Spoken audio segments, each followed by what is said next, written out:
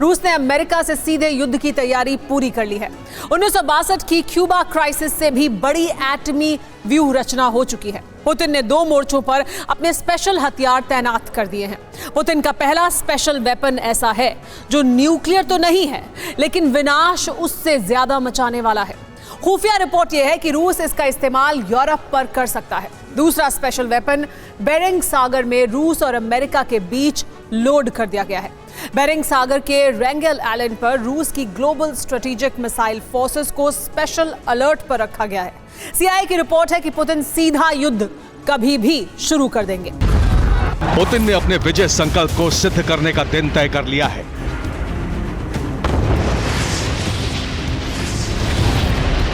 Putin ने एक ऐसा तरीका खोज निकाला है जो नेटो शक्तियों का एक झटके में विनाश कर सकता है।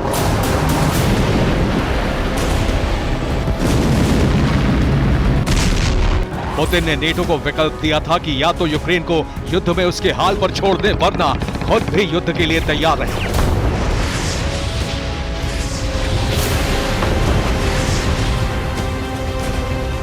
वो घड़ी आ चुकी है जब रूस और अमेरिका का सीधा टकराव शुरू होने वाला है।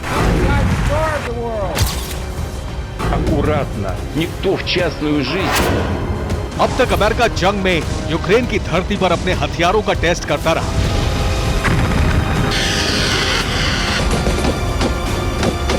अब उसे अपनी जमीन बचाने के लिए अपने हथियार इस्तेमाल करने पड़ सकते हैं।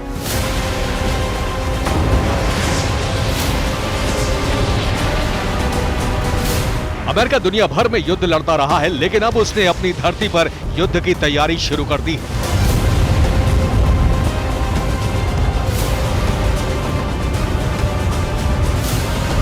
ब्रिटेन के chemical weapon expert colonel Bretton Gordon ने कहा है कि पुतिन बड़ी तबाही की तैयारी कर चुके हैं। ये तबाही एक खास हथियार से होने वाली है और इस हथियार के बारे में रूस के अलावा किसी को कोई जानकारी नहीं है। पुतिन का एक रहस्यमयी हथियार विश्व विनाश के लिए तैयार हो चुका है। ये खास हथियार कोई न्यूक्लियर बम नहीं है। पुतिन का ये खास हथियार एक केमिकल वेपन है।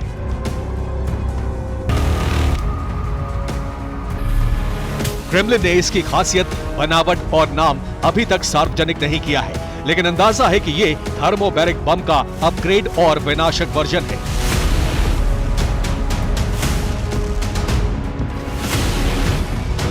रूस ने बड़े केमिकल युद्ध की बड़ी तैयारी भी शुरू कर दी है। रूस की रेडियो एक्टिव, बायोलॉजिकल और केमिकल फोर्सेस ने स्पेशल वॉरफेयर की तैयारी तेज हो चुकी है।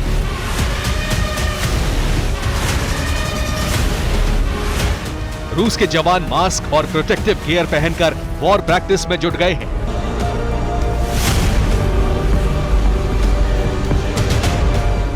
इस तैयारी के पीछे पुतिन का बड़ा और डबल प्लान है।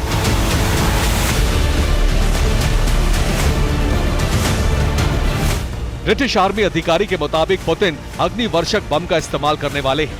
इस बम से 2 बार धमाका होता है।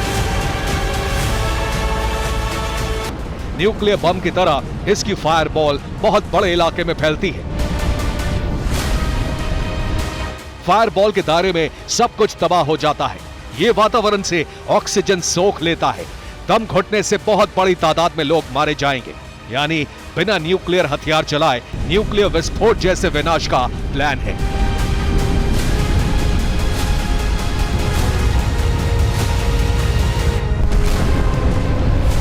पुतिन की स्पेशल फोर्सेस इस हमले की तैयारी में जुट गई है।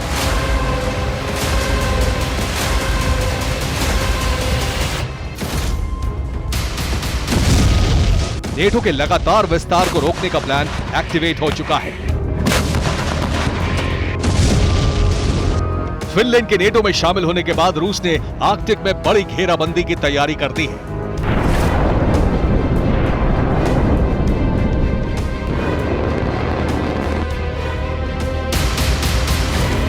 आर्कटिक में रूस सबसे शक्तिशाली सैन्य ताकत है और फिनलैंड के नेटो में शामिल होने के बाद आर्कटिक में अमेरिका की ताकत बढ़ रही है।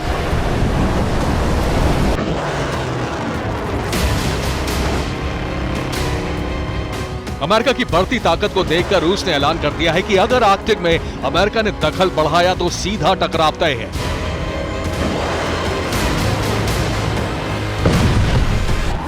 आर्कटिक काउंसिल के चेयरमैन निकोले कोर्शुनोव ने कहा है कि आर्कटिक सर्कल में अमेरिका के दखल से तनाव बढ़ रहा है। अगर अमेरिका आर्कटिक सर्कल में अपनी सैन्य तैनाती बढ़ाता है तो रूस ठोस और निर्णायक कदम उठाने के लिए मजबूर होगा। ठोस कदम का मतलब है न्यूक्लियर विनाश।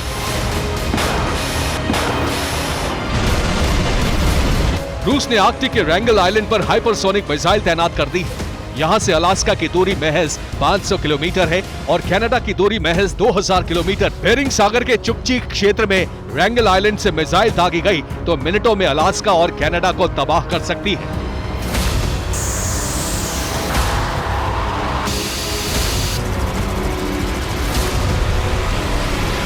धरती के नॉर्थ पोल पर अब तक रूस से ज्यादा सैन्य शक्ति किसी की नहीं है, लेकिन अमेरिका ने आर्कटिक में सैन्य गतिविधि बढ़ा दी है।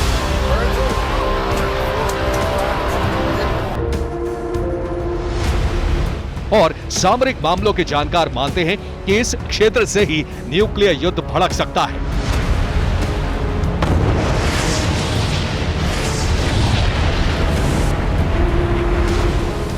रूस ने न्यूक्लियर युद्ध के लिए अपने स्ट्रैटेजिक फोर्सेस को स्पेशल अलर्ट पर रखा है।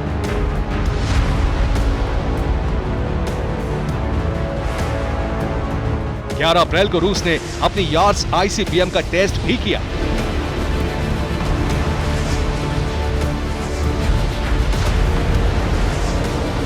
दक्षिणी रूस के अस्त्राखान से यार्स मिसाइल का बटन दबा और बारूदी आग की लपटें छोड़ती यार्स आसमान की ओर बढ़ गई।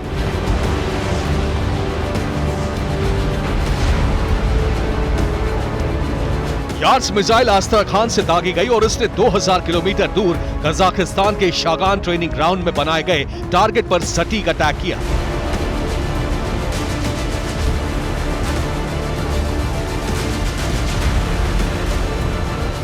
रूस की यह मिसाइल 10 न्यूक्लियर वॉरहेड एक साथ ले जाती है और पुतिन गर्व से कहते हैं कि दुनिया का कोई देश इसे रोक नहीं सकता।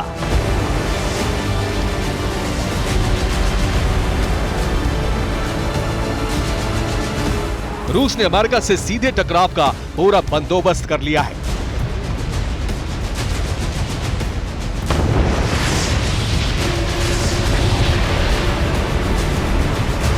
अमेरिका भी यह भांप चुका है कि रूस सीधे युद्ध का प्लान बना रहा है।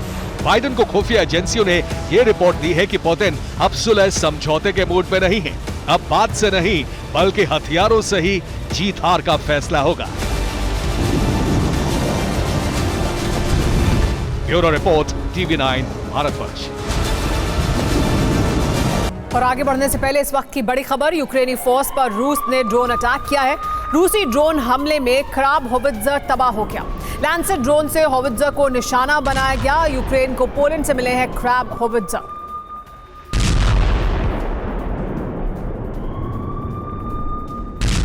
वैसे तो आर्कटिक रीजन 8 देशों की सीमाओं से लगता है, मगर इस बर्फीले इलाके का करीब 24,000 किलोमीटर लंबा बॉर्डर एरिया रूस से लगता है। दरअसल इस जानकारी को बताने का मकसद ये है कि रूस यूक्रेन जंग के बीच आर्कटिक में बनता वॉर जोन। दरअसल क्रेमलिन से ये खबर सामने आ रही है कि रूस ने आर्कटिक क्षेत्र में हैवी डिप्लॉयमेंट की है। भारी तादाद में रूसी डिफेंस गोला बारूद यहां जुटा रहा है। जानते हैं क्यों? असल में आर्कटिक में रूस के अलावा जितने भी मुल्क हैं वो यूक्रेन के साथ खड़े हैं। सिर्फ स्वीडन को छोड़ दें तो बाकी सारे मुल्क नेटो के मेंबर हैं, मगर अब वो तो स्वीडन भी नेटो में शामिल होने जा रहा है। बस इसी वजह के चलते आर्कटिक महाविनाश की फ्रंट लाइन बन चुका है। कैसे, आप भी देखिए। आर्कटिक में रूस की तैयारी नॉर्डिक देशों पर पड़ेगी भारी।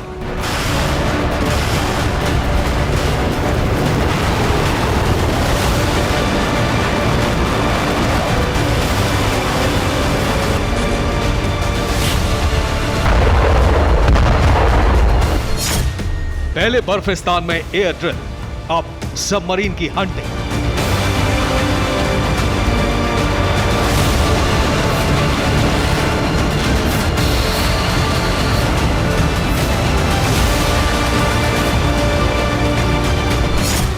आर्कटिक में पुतिन का बारूद, इस बार होगा प्रचंड युद्ध।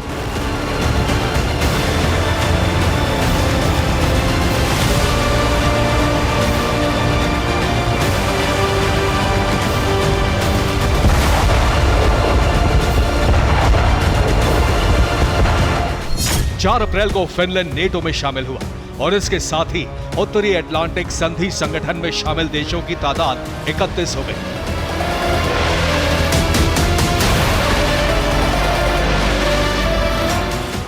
मगर जल्द ही ये आंकड़ा बढ़ने वाला है। जल्द ही इस नेटो में एक और मुल्क शामिल होने वाला है। जानते हैं वो कौन है? स्वीडन। बाल्टिक सी के उत्तर पश्चिमी छोर पर बसा मुल्क। फिनलैंड के साथ ही स्वीडन ने भी नेटो में शामिल होने की कवायद शुरू की थी, मगर स्वीडन के लिए रोड़ा बना नेटो का मेंबर तुर्की है, जिसके विरोध के चलते स्वीडन का नेटो में शामिल होना मुमकिन ना हो सका। मगर अब ऐसी आशंका जताई जा रही है कि जल्द ही स्वीडन नेटो का मेंबर बनेगा और इसके साथ ही उत्तरी अटलांटिक संधि संगठन में शामिल देशों की तादाद 32 तक पहुंच जाएगी।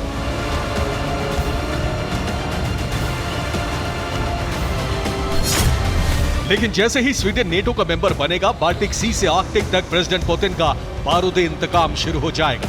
फिनलैंड, स्वीडन समेत तमाम नॉर्डिक कंट्री के खात्मे का काउंटडाउन शुरू हो जाएगा, क्योंकि बीते 2 दिनों से आर्कटिक में रूसी वायुसेना का युद्धाभ्यास जारी है। आर्कटिक में रशियन नेवी ने सबमरीन हंटिंग एक्सरसाइज शुरू की है। रूसी डिफेंस आर्कटिक रीजन में लगातार हेवी डिप्लॉयमेंट कर रहा है। रूस की यह तैयारी सिर्फ आर्कटिक रीजन तक ही नहीं, बल्कि बाल्टिक सी से बैरेंट्स सी तक भी पुतिन की ब्रिगेड ने बारूदी चक्रव्यूह तैयार कर रखा है। जंगी ड्रिल के जरिए विनाशक हथियारों की नुमाइश हो रही है। मिलिट्री बेस और सेनाओं की लगातार डिप्लॉयमेंट जारी है। आखिर कैसे, ये आप इस एनिमेशन के जरिए समझिए। बाल्टिक सागर के दक्षिणी छोर पर मौजूद कैलिनिनग्राड में रूसी वायुसेना का युद्धाभ्यास जारी है, ताकि पोलैंड, लिथुआनिया, लातविया और एस्टोनिया पर दबाव बनाया जा सके। वहीं बैरेंट्स सी में नॉर्वे और फिनलैंड के ड्राई जंक्शन से करीब 180 किलोमीटर दूर रूसी नौसेना की जंगी बेड़े युद्धपोत और सबमरीन वॉर एक्सरसाइज कर रहे हैं। इतना ही नहीं, फिनलैंड बॉर्डर से करीब 30 मील की दूरी पर रूस ने अलाकुर्ती मिलिट्री बेस को भी तैयार किया है, ताकि नेटो की तरफ से किसी भी तरह की कोई हिमाकत हो तो फौरन एक्शन लिया जा सके। रूस का इस कदर आक्रामक होना इसलिए भी जायज है क्योंकि रूस यूक्रेन के बीच फिनलैंड तो नेटो में शामिल हो ही चुका है। अब किसी भी वक्त स्वीडन भी नेटो का सदस्य बन सकता है। यकीन मानिए, अगर ऐसा हुआ तो नॉर्डिक समूह के सभी देश नेटो मेंबर बन जाएंगे, क्योंकि नॉर्डिक शब्द नॉर्दर्न से बना है, जिसका मतलब होता है उत्तर, और इस नॉर्डिक समूह में 5 देश हैं जो उत्तरी यूरोप के हैं। पहला डेनमार्क, दूसरा स्वीडन, तीसरा फिनलैंड, चौथा नॉर्वे और 5वां आइसलैंड। स्वीडन को छोड़ दें तो बाकी चारों मुल्क उत्तरी अटलांटिक संधि संगठन का हिस्सा है। ऐसे में रूस की उत्तर पश्चिमी फ्रंट से पूरी तरह घेराबंदी हो सकती है।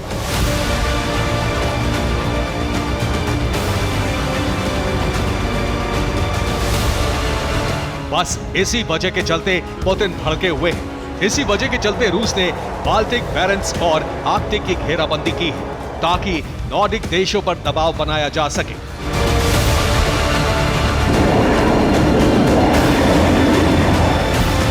स्वीडन को नेटो में शामिल होने से रोका जाएगा, लेकिन पुतिन की टेंशन सिर्फ स्वीडन और फिनलैंड ही नहीं, बल्कि नेटो का मेंबर और नॉर्डिक समूह से ताल्लुक रखने वाला डेनमार्क भी है, जो अब यूक्रेन को F-16 लड़ाकू विमान देने वाला है।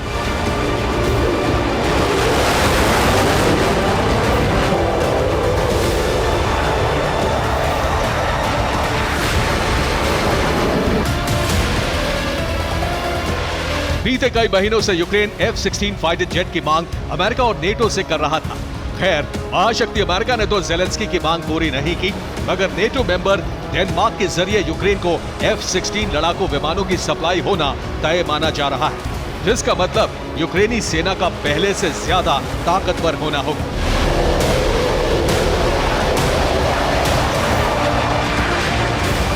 बस इसी बात से पुतिन का माथा ठनका हुआ है, क्योंकि अगर नॉर्डिक देश इसी तरह यूक्रेन को हथियार देते रहे, इसी तरह रूस की बगावत करते रहे, तो ये बात पूरी दुनिया जानती है कि नेटो में शामिल होने की जिद यूक्रेन पर कितनी भारी पड़ी है। ऐसे में अब बाल्टिक और नॉर्डिक देशों को भी पुतिन के एटमी प्रकोप का खामियाजा भुगतना पड़ सकता है। Bureau report, TV9 Bharatvarsh. Crimea पर फुल एंड फाइनल वॉर की सारी तैयारियां पूरी हो गई हैं। अगले कुछ ही दिनों में ज़ेलेंस्की क्रीमिया को वापस पाने के लिए सारी ताकत झोंक सकते हैं। क्या क्रीमिया पर आर पार में एटमी संघार की नौबत आ सकती है? क्या ज़ेलेंस्की को पेंटागन से हमले की हरी झंडी मिल गई है? पुतिन इतने बड़े काउंटर ऑफेंसिव के लिए किस तरह तैयार हैं? या फिर ब्लैक सी से पुतिन भीषण संहार की तैयारी कर रहे हैं?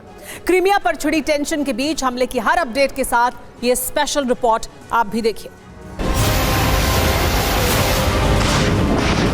9 साल से यूक्रेन इंतकाम की आग में जल रहा है। 9 साल से यूक्रेन प्रतिशोध की ज्वाला में धड़क रहा है। 9 साल से यूक्रेन अपने जमीर में झांक कर खुद से सवाल कर रहा है।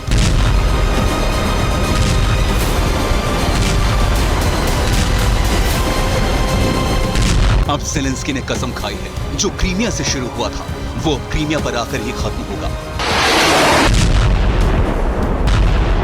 जो उसका था उसका होकर ही रहेगा।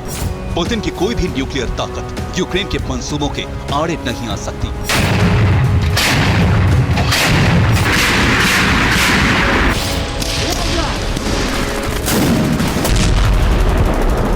पुतिन ने 2014 में क्रीमिया को यूक्रेन से छीना था।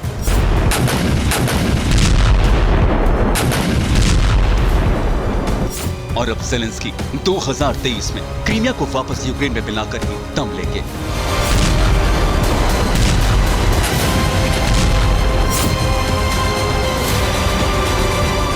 रूस यूक्रेन जंग को 13 महीने हो चुके हैं और 13 महीनों में यूक्रेन ने भीषण नरसंहार देख लिया। और अब ज़ेलेंस्की फाइनल असॉल्ट की तैयारी में है।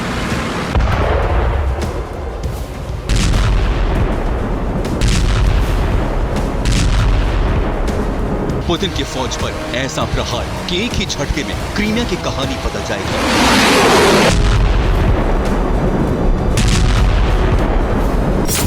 ज़ेलेंस्की का इंतकाम सबूत नंबर 1। सड़क के रास्ते जाते यूक्रेनी फौज के इस काफिले को देखिए। ये एक मिशन पर निकले हैं, मिशन क्रीमिया। इन सैनिकों ने क्रीमिया में रूसी फौज पर कहर ढाने की कसम खाई है। कॉम्बैट फाइटिंग के हर दांव पेच सीखने के बाद ये क्रीमिया में रूसी किला ढाने के लिए निकल पड़े हैं।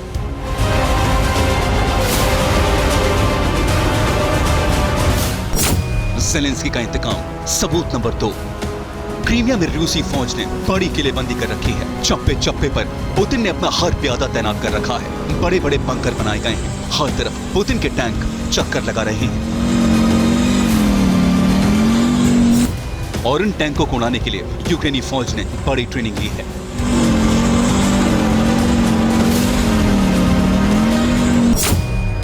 ज़ेलेंस्की का इंतकाम सबूत नंबर 3। हजारों किलोमीटर दूर से यूक्रेनी फौज का बड़ा काफिला यूक्रेन की तरफ निकल पड़ा है। मकसद सिर्फ एक है, किसी भी कीमत पर रूसी फौज से क्रीमिया को आजाद कराना। और सलामी देने वाले हैं ब्रिटिश फौज के जवान, जो इस तरह उन्हें विदा कर उनकी हौसला अफजाई कर रहे हैं।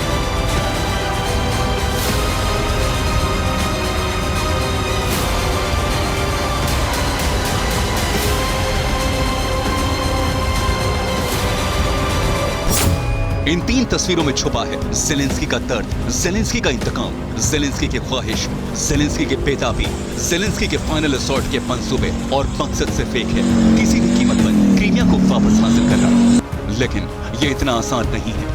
पुतिन जंग के वो माहिर खिलाड़ी हैं जो अकेले ही आधी दुनिया से टक्कर ले रहे हैं।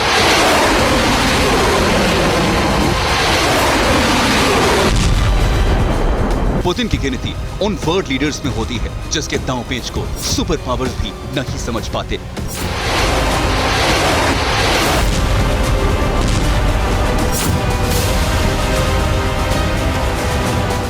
क्रीमिया पुतिन के लिए अब सिर्फ जमीन का एक टुकड़ा नहीं है। क्रीमिया पुतिन के लिए कुछ हजार वर्ग किलोमीटर में फैला एक स्टेट नहीं है, बल्कि क्रीमिया से पुतिन यूरोप से लेकर अमेरिका को एक मैसेज देना चाहते हैं कि दुनिया की कोई भी ताकत क्रीमिया को उनसे नहीं छीन सकती। और इसीलिए क्रीमिया में पुतिन की डिफेंस तैयारियां वर्ल्ड क्लास हैं।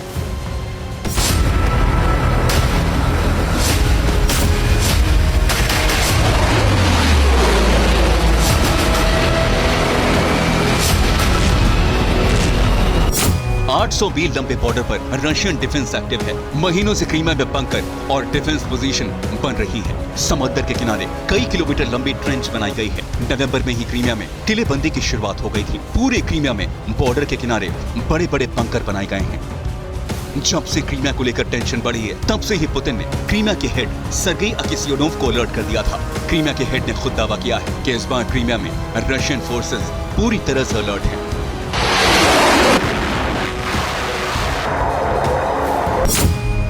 हम दुश्मन को कमजोर नहीं समझते, लेकिन हम ये जरूर कह सकते हैं कि हम यूक्रेनी अटैक के लिए पूरी तरह से तैयार हैं और इस बार कोई नरसंहार नहीं होगा। ये तस्वीरें पुतिन की तैयारियों का प्रमाण है। यहाँ बीचेस के पास एंटी टैंक ट्रैप और बैरिकेड्स का जाल बिछा है। समंदर किनारे गड्ढे बनाकर उसमें बोरियों की दीवार खड़ी की गई है। क्रीमिया पर अटैक का रास्ता ब्लैक सी से होकर जाता है और ब्लैक सी में पुतिन ने अपने विध्वंसक वॉरशिप और न्यूक्लियर वेपन तैनात कर दिए हैं।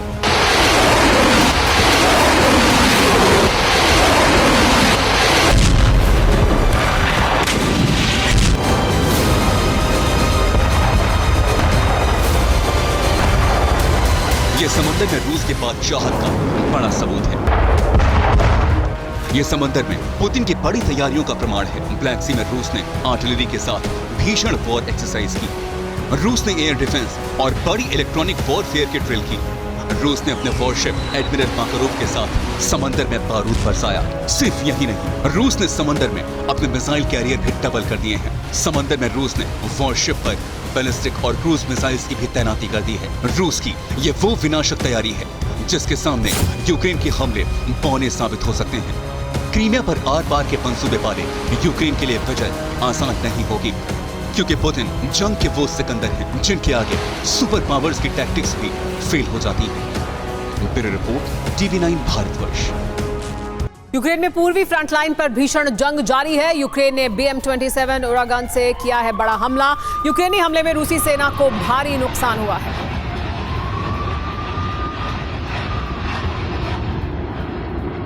यूक्रेन युद्ध में नेटो की डायरेक्ट एंट्री के सबूत सामने आ गए हैं। अमेरिकी रक्षा मंत्रालय की जो टॉप सीक्रेट रिपोर्ट लीक हुई है, उससे साफ हो गया है कि यूक्रेन में नेटो की स्पेशल फोर्सेस के अधिकारी तैनात हैं, जो रूस के खिलाफ जंग में सक्रिय तौर पर हिस्सा भी ले रहे हैं।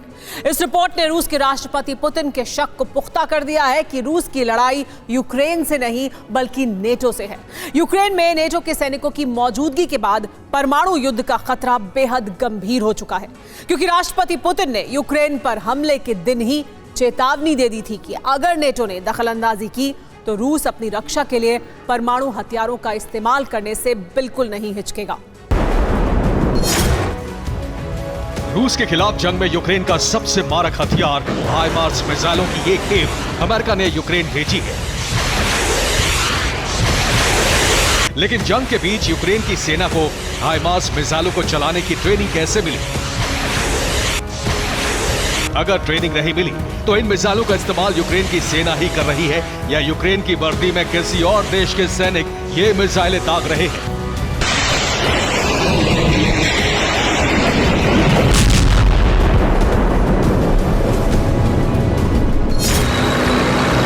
ब्रिटेन में बने चैलेंजर टैंक और ब्रिमस्टोन मिसाइल रूसी सेना पर जवाबी हमले में यूक्रेन इन हथियारों का भी जमकर इस्तेमाल कर रहा है। सवाल यही है कि ब्रिटेन के हथियार यूक्रेन में किसके कंट्रोल में हैं?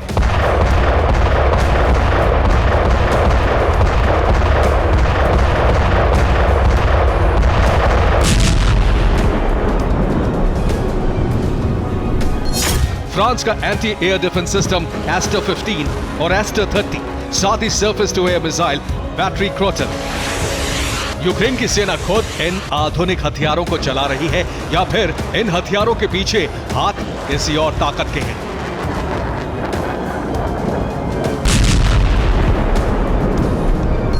यूक्रेन को नेटो और यूरोप के देशों से हथियार डंके की चोट पर मिले, लेकिन इन सवालों पर नेटो ने चुप्पी साध रखी थी कि कहीं उसके सैनिक भी तो यूक्रेन में तैनात नहीं हैं।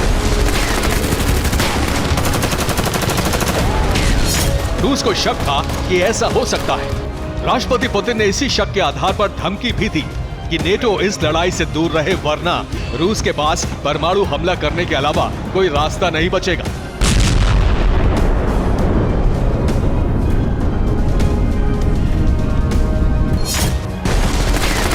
यूक्रेन में नेटो के सक्रिय होने के मामले में रूस का शक सही निकला।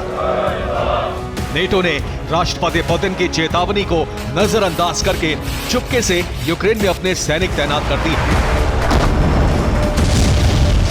जिसका खुलासा अमेरिकी रक्षा मंत्रालय की लीक हुई रिपोर्ट से हुआ है। इस रिपोर्ट ने रूस के इस आरोप पर मोहर लगा दी है कि यूक्रेन में नेटो के सैनिक मौजूद हैं।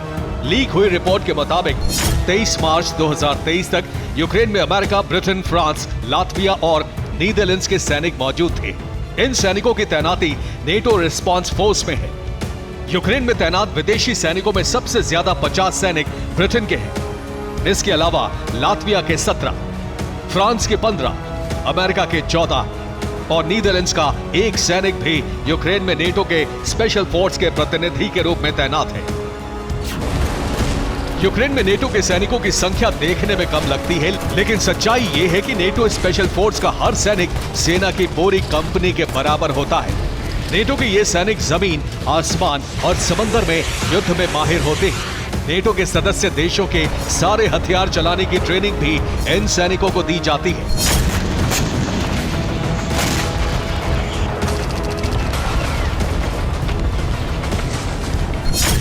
इस खुलासे के बाद यह शक और गहरा हो गया है कि यूक्रेन में पिछले 1 साल से रूस के खिलाफ असली जंग नेटो ही लड़ रहा है। अमेरिकी रक्षा मंत्रालय की रिपोर्ट इस बात का सबूत भी है, जिससे रूस के राष्ट्रपति पुतिन को यह आधार मिल गया है कि वो यूक्रेन के साथ साथ नेटो पर हमला कर सकते हैं।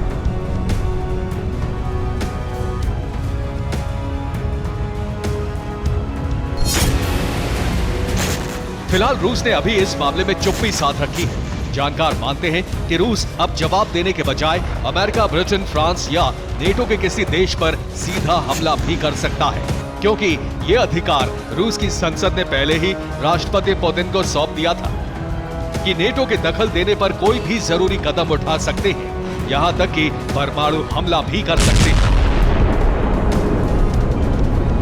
Bureau report, TV9 Bharatvarsh. युद्ध के मैदान से एक और बड़ी खबर सामने आ रही है। यूक्रेन पर रूस का सबसे विध्वंसक हमला देखने को मिला है। 24 घंटे में रूस ने किया ताबड़तोड़ अटैक।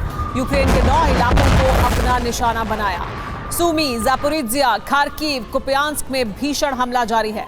लुहांस्क, डोनेस्क, मिकोलेव और खेरसोन भी दहल गए हैं हमले में जो रूस ने किया है।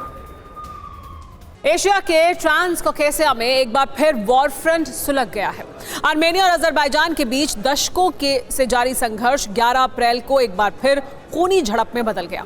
अजरबैजान और आर्मेनिया के सैनिकों के बीच तेग नाम के गांव के नजदीक भिड़ंत हो गई। आर्मेनिया ने कहा है कि अजरबैजान ने पहले सीमा लांघी और मोर्टार दागे, इसके बाद दोनों ओर से फायरिंग शुरू हो गई। अब से पहले सितंबर 2022 में भी दोनों देशों के बीच खूनी टकराव हुआ था। 2020 में लंबी जंग चली थी। अब एक बार फिर क्यों टकराव के हालात बने, देखिए ये रिपोर्ट।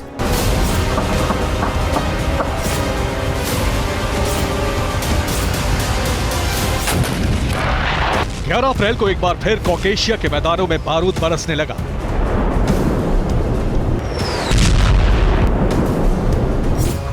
घाटियों में गोलियों का शोर गूंजने लगा। दोनों देशों की सीमा पर दोनों ओर के सैनिक नजर आ रहे हैं। खुदाई करने वाली मशीनों से ट्रेंच बनाए जा रहे हैं।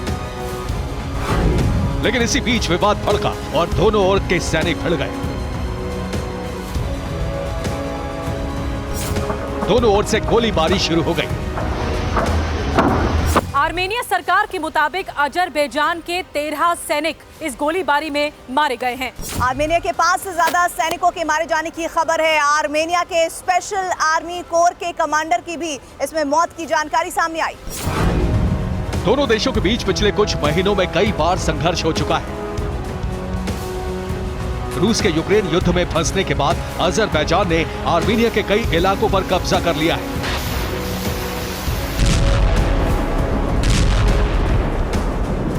रूस आर्मेनिया का समर्थक देश है और इस वक्त वो अपनी जंग में उलझा हुआ है।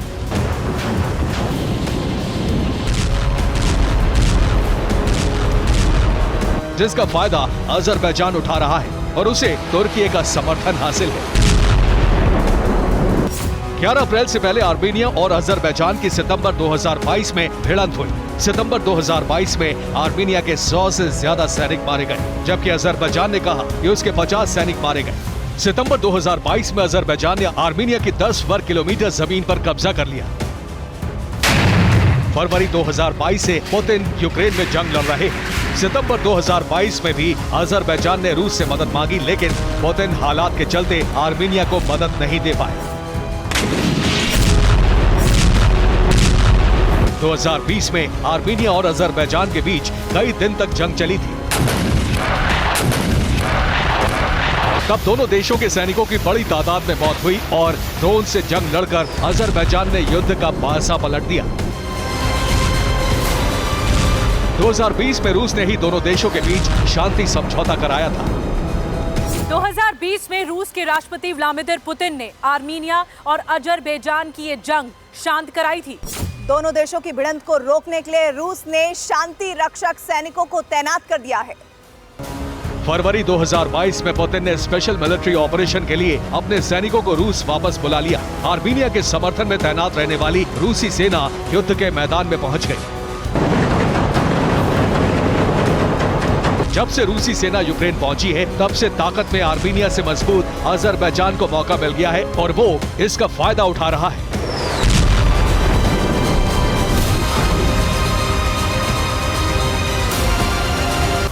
दोनों देशों के बीच कई इलाकों में सीमा विवाद है, लेकिन असली विवाद है नागोर्नो काराबाख नाम का क्षेत्र। सोवियत संघ के टूटने से पहले तक ये दोनों देश सोवियत क्षेत्र में आते थे। साल 1923 में सोवियत संघ ने आर्मेनियाई बहुसंख्यक आबादी वाले नागोर्नो काराबाख क्षेत्र को स्वतंत्र अजरबैजान गणराज्य बना दिया था। आर्मेनियाई लोगों ने साल 1988 में आर्मेनियाई शासन की मांग के साथ विरोध प्रदर्शन शुरू किया। नागोर्नो काराबाख में नस्लीय हिंसा का दौर शुरू हो गया। सोवियत संघ टूटने के बाद ये मुद्दा अजरबैजान और आर्मेनिया के बीच युद्ध का कारण बन गया। 1993 तक आर्मेनिया ने नागोर्नो काराबाख समेत अजरबैजान के बहुत बड़े क्षेत्र पर कब्जा कर लिया। 2020 में अजरबैजान ने नागोर्नो काराबाख के ज्यादातर हिस्से पर वापस कब्जा हासिल कर लिया। पुतिन ने बीच बचाव कर तब जंग शांत करा दी, लेकिन अब एक बार फिर हिंसा भड़कने के बाद दोनों देशों के बीच युद्ध छिड़ने की आशंका बढ़ गई है।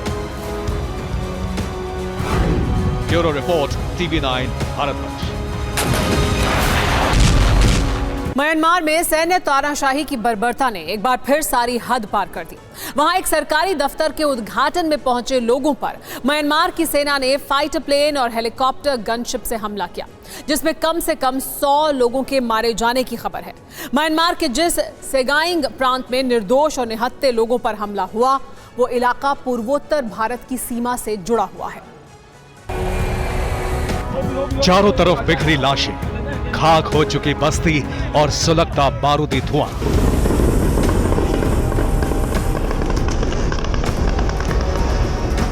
ये दिल दहला देने वाली तस्वीरें म्यांमार की सैन्य तानाशाही की बर्बरता का सबूत है।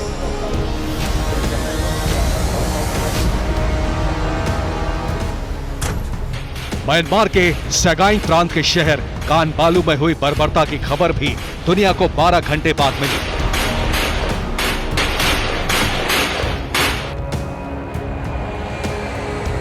और तब पता चला कि म्यांमार के जालिम तानाशाहों की सेना ने अपने ही देश के बेगुनाह निहत्थे लोगों पर फाइटर प्लेन से बम बरसाए और जान बचाकर भागते लोगों को हेलीकॉप्टर में लगी मशीन गन से भून डाला।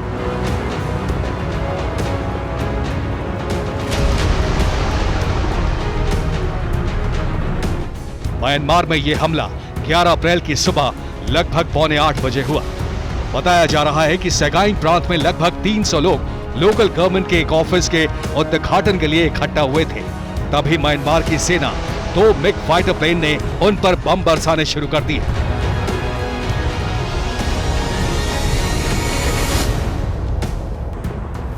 लोग जान बचाकर भागे तो पीछे से आए हेलीकॉप्टर गनशिप से गोलियों की बौछार होने लगी।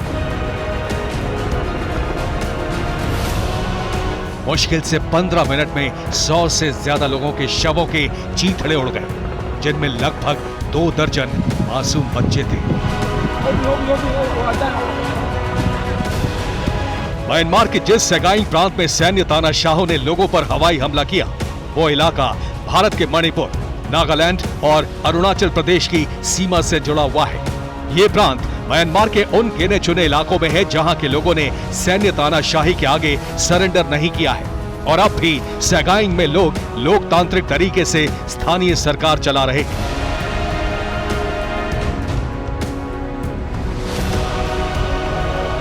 म्यांमार के सैन्य तानाशाह ऐसे लोगों को विद्रोही मानते हैं और लोकतंत्र की आवाज को कुचलने के लिए हवाई हमले कर रहे हैं।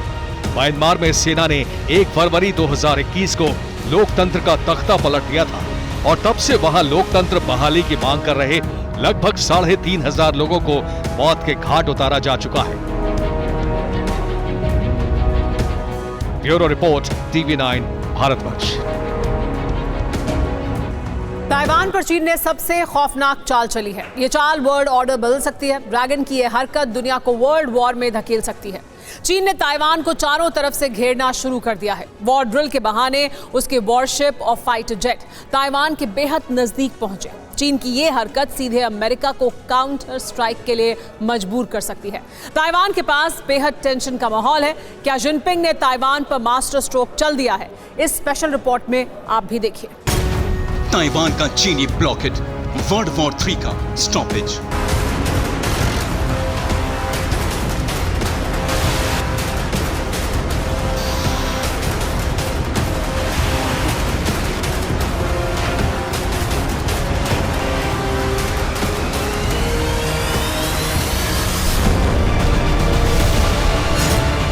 समंदर में शी की सुनामी, एटमी जंग की नई कहानी।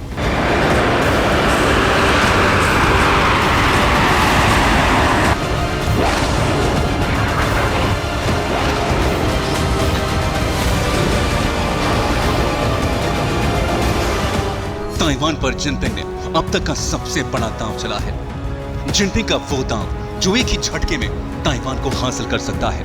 चीन की वो चाल जिसके आगे ताइवान घुटने टेक देगा। जिनपिंग की वो हरकत जो दुनिया में महाविनाश की सबसे बड़ी वजह बन सकती है। अब चीन ने ताइवान पर कब्जे का सबसे शातिर प्लान बनाया है। दुनिया के वॉर एक्सपर्ट्स दावा कर रहे हैं कि अगर इसे रोका नहीं गया तो ये महाविनाश की बड़ी वजह बन सकता है।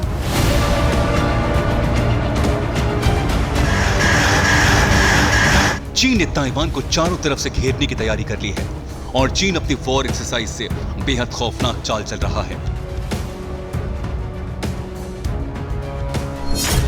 चीन के 45 फाइटर जेट ताइवान के एयर स्पेस में गए। चीन के Su-30 जेट ताइवान के एयर स्पेस में देखे गए। चीन ने अपना H-6 न्यूक्लियर बॉम्बर भी ताइवान भेजा। चीन ने अपने 71 फाइटर जेट्स को ड्रिल में उतारा। चीन के ईस्टर्न बॉर्डर से 100 मील दूर हुई वॉर ड्रिल। समंदर में उस वक्त सनसनी मच गई जब चीन और ताइवान के फाइटर जेट्स एक दूसरे के सामने आ गए। ताइवान के पास समंदर में बड़ा स्टैंड ऑफ हुआ। चीन ताइवान के फाइटर जेट आमने सामने आए। चीन के 10 फाइटर जेट को ताइवान के जेट्स ने खदेड़ा। ताइवान ने भी अपने 10 जेट चीनी जेट्स के सामने भेजे। ये तो सिर्फ ताइवान के पास आसमान में भीषण स्टैंड ऑफ हुआ, लेकिन जिनपिंग की खतरनाक तैयारियां विश्व युद्ध का संकेत दे रही हैं। चीन लगातार वॉर ड्रिल से ताइवान को चारों तरफ से घेरने की तैयारियों में लगा है, जिसका अंजाम खौफनाक हो सकता है।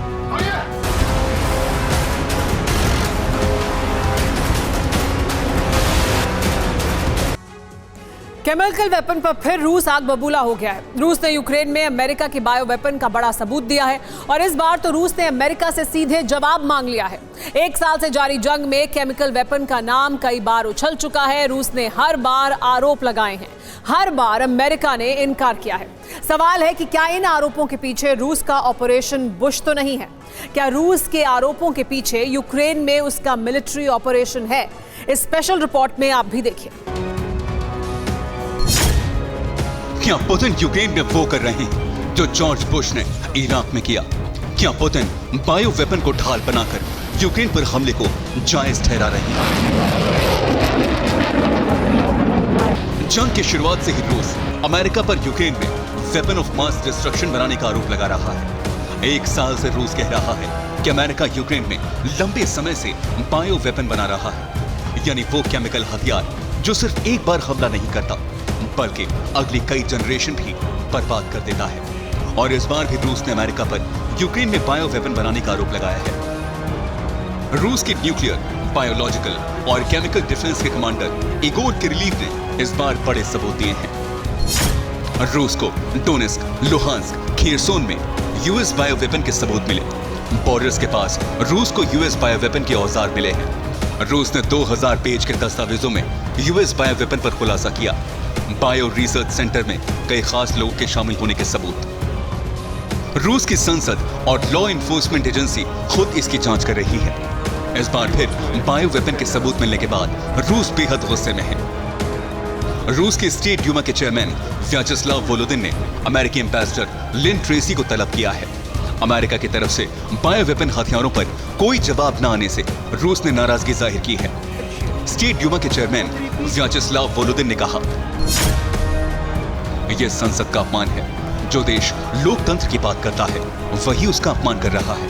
अमेरिकी एम्बेसडर को बुलाकर उनसे सवाल किया जाए। कमीशन के सामने आकर अमेरिकी एम्बेसडर खुद बायो वेपन के आरोपों का जवाब दें। रूस ने पिछले साल ही यूएन सिक्योरिटी काउंसिल में बायो वेपन के मुद्दे को उठाया था, लेकिन अमेरिका, ब्रिटेन और फ्रांस ने रूस के कदम को ब्लॉक कर दिया।